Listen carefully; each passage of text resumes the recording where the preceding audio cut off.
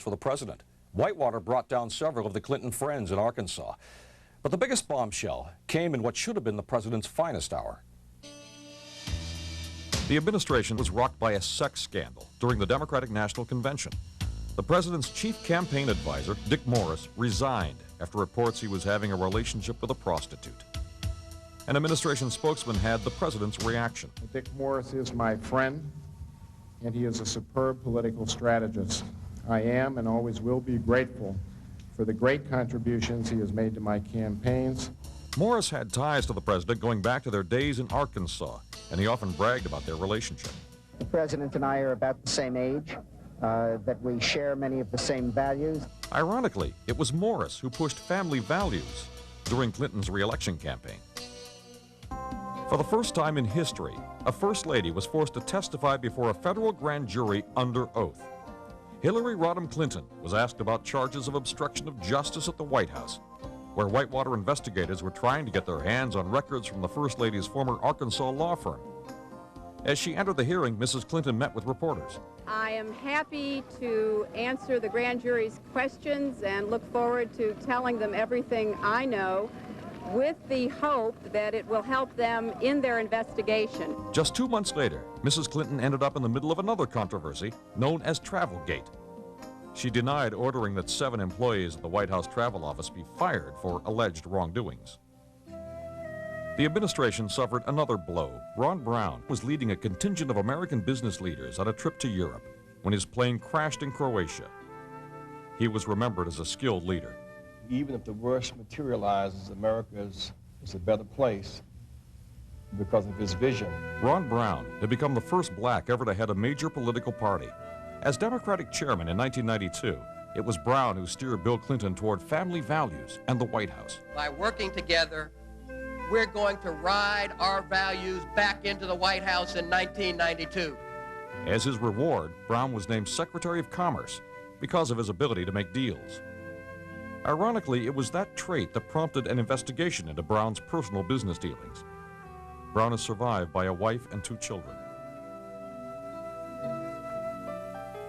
Spiro Agnew, the little-known governor of Maryland tapped as Richard Nixon's running mate in 1968, died at the age of 77.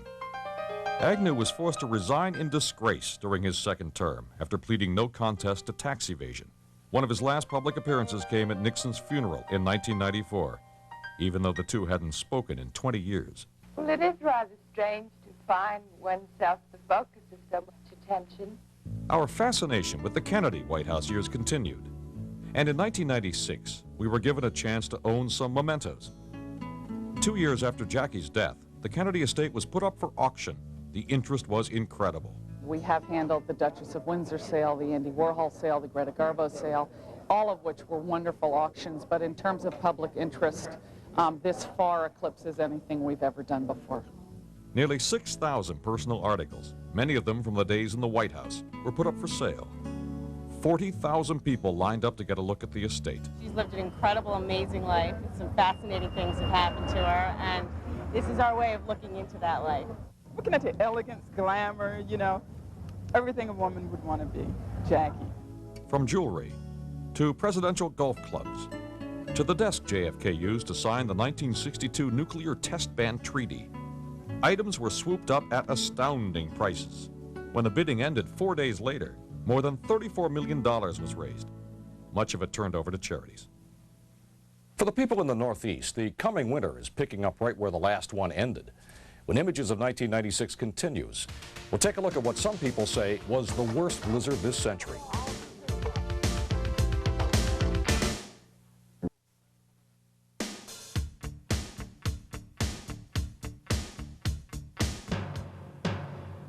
A powerful truck bomb explodes outside an apartment complex housing American troops in Saudi Arabia. When the smoke cleared, 19 U.S. soldiers were dead, hundreds wounded, and tough talk from the president. Welcome back to Images of 1996, the year in review. I'm Chuck Scarborough. The bombing in Saudi Arabia was the worst terrorist attack against U.S. troops since 1983, when 241 Marines died in Beirut. It also raised serious questions about what the United States was doing in the Mideast in the first place. The bomb leveled an apartment building packed with Air Force pilots and other personnel. The blast was so powerful, it left a hole in the ground 35 feet deep and 85 feet wide. It came at 10 o'clock at night, and had these three guards not sounded a warning, more Americans could have died. We were all in there, and we all felt the force, we all heard the blast, and we're still in amazement that we're still standing. It's indescribable. I tried my best. I did what I would think anybody would try to do. I don't consider myself a hero, but I did what I thought was right. This was the second deadly attack on U.S. soldiers in 6 months. Both bombs apparently in protest to stationing U.S. troops in the Mideast. American troops in Bosnia also suffered a loss when a soldier stepped on a landmine near Tuzla. He was rushed to this field hospital, where he later died. He was the first American killed in Bosnia. To protect other members of the peacekeeping force, U.S. troops continued to dig up landmines and explode them. While Americans found themselves involved in European politics, one European country was suddenly confronted by one of this country's hottest issues, gun control. In Scotland, what began as a typical school day last March ended in what one witness describes as unspeakable horror. A man armed with 4 handguns stormed into a school gymnasium and opened fire on a class of 5- and 6-year-olds. We heard these gunshots in the gym. We looked down and thought, oh, he must just be firing at a target or something. Then he came out through a fire exit and started firing at our huts, and God, we're all petrified. 16 children and a teacher were killed. 3 other children critically wounded. The gunman saved 1 bullet for himself. As word of the shooting spread through town, parents rushed to the school in terror. I'm numb. I'm absolutely numb. I just can't believe something like this is... The gunman was identified as 43-year-old Thomas Hamilton, a gun collector who once worked with children until parents complained about his odd behavior. The Scotland massacre touched off immediate debate on handgun control and school security. Come on! Great Britain was hit by another wave of terrorist bombings in 1996. The worst explosion was set off in mid-June in a busy section of Manchester, located in northern England. The bomb exploded in a parked van, shattering windows for blocks and sending bricks and glass raining down on terrified shoppers. More than 200 people were hurt. I just wish they'd leave us alone. Just so much for peace. The Irish Republican Army claimed responsibility. This was also a major election year in Russia and the Mideast. Israel elected a new prime minister, choosing Benjamin Netanyahu, who ran on a platform of national security. A series of suicide bombs in February and March apparently turned the tide against Shimon Peres. In Russia, Boris Yeltsin was re-elected president by a surprisingly large margin. However, he begins his second term with questions about his health. In the final days of the campaign, the 65-year-old Yeltsin had to be hospitalized with heart troubles that eventually led to open-heart surgery. Back in this country, we had our share of wacky weather, record heat, hurricanes, tornadoes, and one of the worst blizzards to hit the East Coast this century. The blizzard of '96 buried 20 states under record amounts of snow. Listen to some of these totals. Philadelphia, nearly 30 inches. Washington, D.C., 24 inches. New York City, 20.5 inches. It was enough to even shut down the city that never sleeps.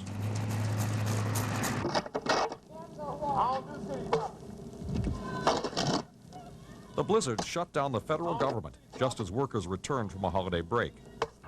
Travel was nearly impossible as the snow shut down major highways, airports, and trains.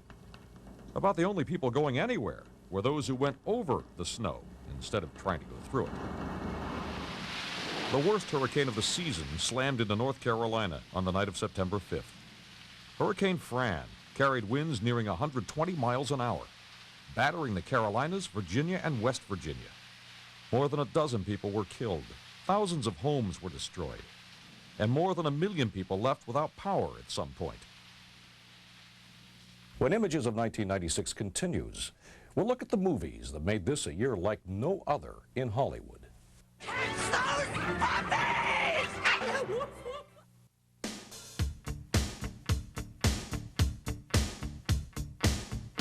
This GGP special presentation is brought to you by the Pilot's Dr. Grip, created to reduce writer's cramp by 40%.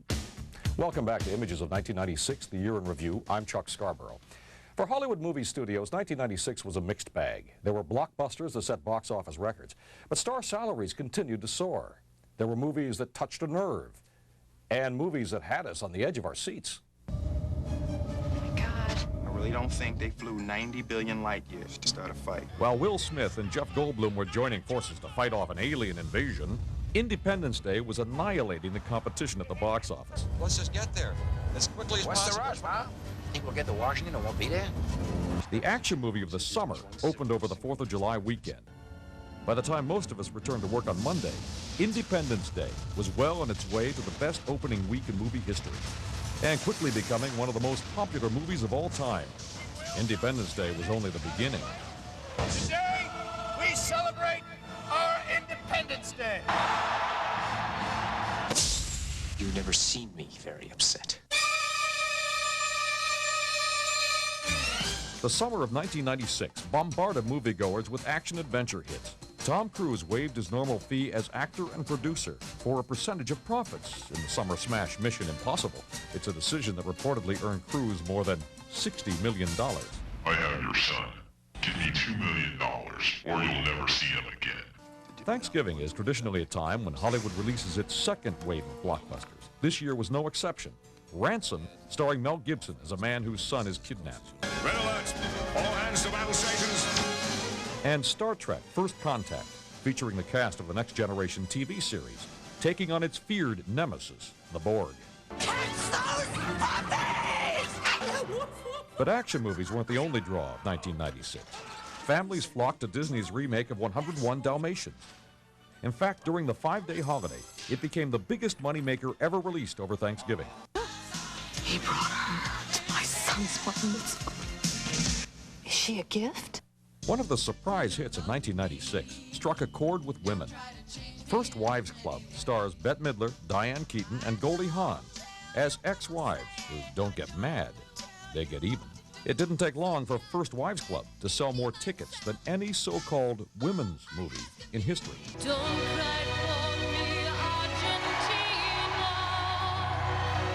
Argentina. And Hollywood still had a few more blockbusters up its sleeve. Madonna's Evita was one of the most eagerly awaited films of the year. 15 years after it was first proposed, Evita's release is already fueling talk of a possible Oscar. I came here to drink myself to death. This year's Academy Awards went almost as scripted. Nicolas Cage won the Oscar for Best Actor for his role as a loser whose only salvation is an empty liquor bottle in Leaving Las Vegas. The man that's going to be given the test, he has serious... Susan Sarandon captured Best Actress for playing a nun comforting death row inmate Sean Penn in Dead Man Walking. And Braveheart, starring Mel Gibson, captured the award for Best Picture. 1996 was also quite a year in television. The entire cast of Friends joined forces in a pay dispute threatening the new season. NBC's ER continued its ratings dominance. Rosie O'Donnell became the new queen of daytime television with a talk show that was embraced by viewers and critics alike. But the critics had a field day when a talk show host became the central figure in a murder investigation. One of the strangest images of 1996 was talk show host Jenny Jones on the witness stand. She was called to testify after one of her guests shot and killed another guest after appearing on a show about same-sex secret crushes. Jonathan Smith says he was humiliated by the experience. Did you think Donna had the crush on you? Did I? No, we're good friends. Well, guess what? It's Scott that has the crush on you. You lied to me. Jones, however, defended her program and repeatedly denied having any involvement in planning the topics. The trial unleashed a barrage of outrage over so-called trash TV. Smits was later convicted and sentenced to prison. Celebrity endorsements also came under fire. The most public involved talk show host Kathy Lee Gifford. There were charges her line of clothing sold at Walmart was being made in Honduras by children earning just 31 cents an hour. It was a charge that brought Gifford to tears testifying before Congress. Gifford later ordered Walmart to cut its ties with that Honduras factory. 1996